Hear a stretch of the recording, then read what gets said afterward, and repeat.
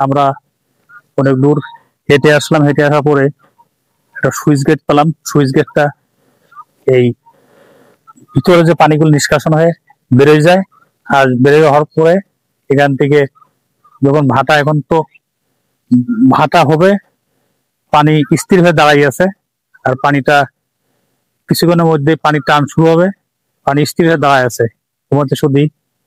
আর এই এর পাশ দিয়ে একটা রাস্তা চলে গেছে। রাস্তাটা সাধারণত সাধারণত জনগণ এবং ছোট ছোট গাড়ি যায়।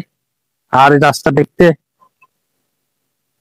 সাধারণত এই অন্যান্য এলাকার মতন রাস্তাটা ততটুকু না, চওড়া না, রাস্তা ছোট রাস্তা। সাগর এলাকার পাশেই, যেখানে লোকজনের যাতায়াতের জন্য ছোট ছোট গাড়ি এখান থেকে যায়।